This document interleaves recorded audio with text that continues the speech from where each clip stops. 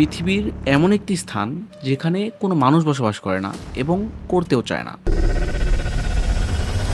এখানে কোনো দেশ নেই, কোনো সরকার নেই, কোনো নিয়ম নেই, কোনো জনগণ নেই এবং এই সব কিছু না থাকার মেইন কারণটা হলো কোল্ডনেস।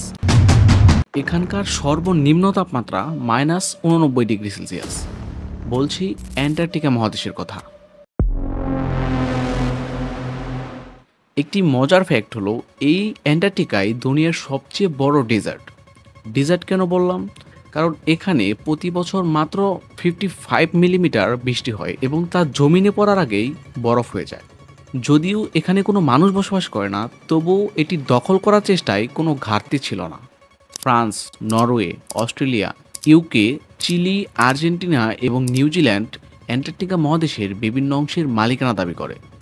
তবে অ্যান্টার্কটিকা মহাদেশ কি সত্যি এই দেশগুলোর মধ্যে বিভক্ত?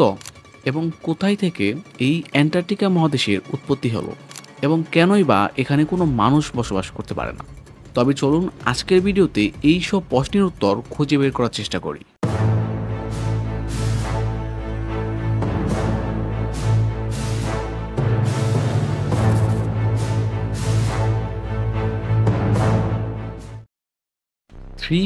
BC-তে গ্রিক ফিলোসফার অ্যারিস্টটল বলেছিল যে পৃথিবী আসলে গোল। গ্রিকরা এটা জানতো যে নর্থে অ্যাক্টিস নামে কোনো একটা জায়গা আছে এবং তারা এই জায়গাটাকে অ্যাক্টোস নামে জানতো। অ্যাক্টোস শব্দের অর্থ ভাল্লুক এবং গ্রিকরা এই স্থানকে ভাল্লুকের উল্টো নাম অ্যাক্টোস নামে ডাকত এবং সেখান থেকে অ্যান্টার্কটিকা নামের উৎপত্তি। আয়তনের দিক দিয়ে এই মহাদেশটি বিশ্বের পঞ্চম, যার আয়তন প্রায় 1,42,00,000 বর্গ কিলোমিটার। আয়তনের দিক দিয়ে বিবেচনা করলে এটি অস্ট্রেলিয়া মহাদেশের প্রায় দ্বিগুণ। এই মহাদেশের উপরের বরফের গড় উচ্চতা 2 কিলোমিটার এবং কোনো কোনো স্থানে এর উচ্চতা 3 মাইল ছাড়িয়ে গিয়েছে। আনুমানিক 16 কোটি বছর আগে পৃথিবীর সব মহাদেশগুলো একত্রে যুক্ত ছিল এবং একে পেনজিয়া কন্টিনেন্ট বলা হতো। আনুমানিক 16 কোটি বছর আগে এই অ্যান্টার্কটিকা পেনজিয়া কন্টিনেন্ট থেকে ভেঙে দক্ষিণ দিকে যাত্রা শুরু করে। এরপরেও প্রায় 12 কোটি বছর এই মহাদেশে জীবের অস্তিত্ব ছিল এবং প্রায় 3.5 কোটি বছর পূর্বে এই মহাদেশে বরফ জমা শুরু করে এবং অ্যান্টার্কটিকাকে আজকের চেহারায় আসতে আরও সময় লেগে যায় 2 কোটি বছর। 1773 সালে ব্রিটিশ অফিসার জেমস কুক প্রথম ব্যক্তি হয়ে যায় অ্যান্টার্কটিকার সবচেয়ে কাছে যাওয়া মানুষগুলোর মধ্যে এবং তিনি অ্যান্টার্কটিকা থেকে মাত্র 130 কিলোমিটার দূরে ছিল এবং এর আগে তিনি অনেক বড় বড় ঝড় দেখতে পায়, যার কারণে সেখান থেকে সে ব্যাক করতে বাধ্য হয় এবং সে দেশে এসে সবাইকে একটা কথা নিশ্চিত করে বলে যে আমি যা করেছি দুনিয়ার আর কেউ সেটি করতে পারবে না এবং তার বিশ্বাস ছিল যে অ্যান্টার্কটিকা মহাদেশে কোনো ব্যক্তি পৌঁছাতে পারবে না। কিন্তু মাত্র 50 বছর পর তার এই কথাটি ভুল প্রমাণিত হয়। 1895 সালে নরওয়ের একটি জাহাজ, যার নামই ছিল অ্যান্টার্কটিক, সেটি অ্যান্টার্কটিকার কিনারে যে পৌঁছায় এবং সেই জাহাজে থাকা ক্রুরা একটি বোট করে অ্যান্টার্কটিকায় গিয়ে পৌঁছায় এবং তারাই সর্বপ্রথম অ্যান্টার্কটিকা মহাদেশে পা রাখে এবং 1900 সাল আসতে আসতে অ্যান্টার্কটিকা সম্পর্কে অনেক অজানা তথ্য জানা যায়।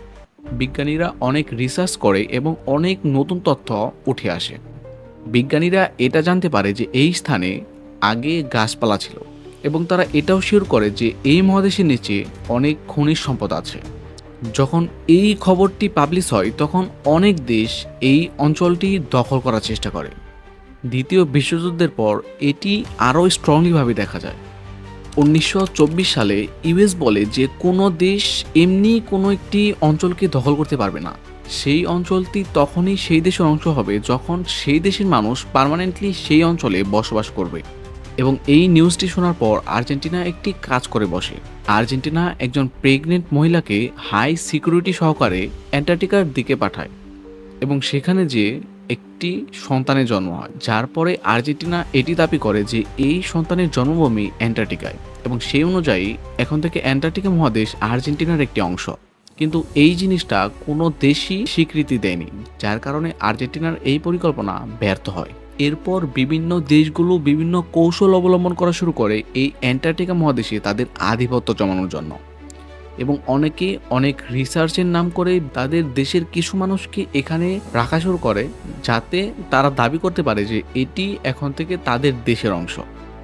নরওয়ে, অস্ট্রেলিয়া, নিউজিল্যান্ড এবং ফ্রান্স যে অঞ্চলগুলোকে নিজের বলে দাবি করছিল, সেখানে তারা একে অপরকে ঠিকই সমর্থন করছিল। কিন্তু ব্রিটেন, চিলি এবং আর্জেন্টিনা যেসব অঞ্চলকে নিজের বলে দাবি করছিল, সেগুলো ওভারল্যাপ করছিল, যার কারণে এই অঞ্চলগুলো নিয়ে একটি বড় ঝামেলার সৃষ্টি হয়। অন্যদিকে ইউএস এবং সোভিয়েত ইউনিয়নের মধ্যে কোল্ড ওয়ার শুরু হয়।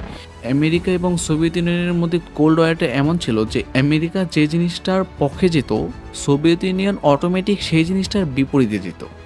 এবং অন্য সব দেশ এই জিনিসটা নিয়ে অনেক ভয় ছিল যে তারা যেন এই অ্যান্টার্কটিকার বিষয়ে ইনভলভ না হয়। কিন্তু সারপ্রাইজলি এই জিনিসটা ঘটে না। 15ই অক্টোবর 1959 সালে একটি কনফারেন্স করা হয় এবং 1 ডিসেম্বর 1959 সালে ইউএস সকল দেশকে একটি বার্তা দেয় যে কোনো দেশই অ্যান্টার্কটিকাকে নিজের বলে দাবি করতে পারবে না এবং এই অ্যান্টার্কটিকা মহাদেশটি শুধু রিসার্চের জন্য ব্যবহার করা হবে। কিন্তু এমন কোনো রিসার্চ করা যাবে না যাতে এই অ্যান্টার্কটিকা মহাদেশের এনভায়রনমেন্টের ক্ষতি হয়। এবং প্রথমে এই ট্রিটিতে মাত্র 12টি দেশ সাইন করলেও পরবর্তীতে অনেক দেশ এখানে সাইন করে। কিন্তু ওই সব দেশগুলো এখনও সেই অঞ্চলগুলোকে তাদের দেশের অংশ বলে দাবি করছে। কিন্তু ইউএস সহ অনেক দেশ এই জিনিসটাকে সমর্থন করে না। 1959 সালে করা সেই ট্রিটি 2048 সালে শেষ হয়ে যাবে এবং দেখার বিষয় যে এরপরে কি হয়। সেই দেশগুলো কি তাদের সেই পুরনো অঞ্চলগুলো দখলের দাবি করবে, নাকি নতুন কোনো ট্রিটি করা হবে। এবং এই অ্যান্টার্কটিকা মহাদেশেই পৃথিবীর সবচেয়ে পরিষ্কার পানিগুলো আইস আকারে আছে। পৃথিবীর তাপমাত্রা যে হারে বাড়ছে এবং যে হারে এই অ্যান্টার্কটিকা মহাদেশের বরফগুলো গলে যাচ্ছে, এই প্রসেসটা যদি চলতে থাকে তবে সমুদ্রের পানির লেভেল অনেক বেড়ে যাবে এবং যার কারণে পৃথিবীর অনেক অংশ ডুবে যেতে পারে। পৃথিবীর অনেক বড় বড় দেশ এই বিষয়টা বুঝতে পারছে এবং তারা বিভিন্ন স্টেপ গ্রহণ করছে। পৃথিবীর প্রত্যেকটা মানুষেরই উচিত এই বিষয়টাকে বোঝা এবং কি করে পৃথিবীর তাপমাত্রা কমিয়ে আনা যায় সেই বিষয়ে পরিকল্পনা করা। যেমন সেটি হতে পারে গাছ লাগিয়ে বা জীবাশ্ম জ্বালানি কম পুড়িয়ে। যদি আমরা পৃথিবীতে পর্যাপ্ত পরিমাণে গাছ লাগাতে পারি এবং অপরিকল্পিত বিভিন্ন ফ্যাক্টরি, যানবাহন এগুলো বন্ধ করে দিতে পারি, তবে আমাদের প্রকৃতি এবং অ্যান্টার্কটিকা মহাদেশ রক্ষা করা পসিবল। যদি আমরা অ্যান্টার্কটিকা মহাদেশের এই বরফ গলার প্রসেসটাকে বন্ধ করতে না পারি, তবে মালদ্বীপের মতো দেশ খুব তাড়াতাড়ি পৃথিবীর মানচিত্র থেকে মুছে যাবে। তো আপনার কি মনে হয় যে অ্যান্টার্কটিকা মহাদেশকে রক্ষা করার জন্য বিশ্ব নেতাদের এবং আমাদের কি কি করণীয়?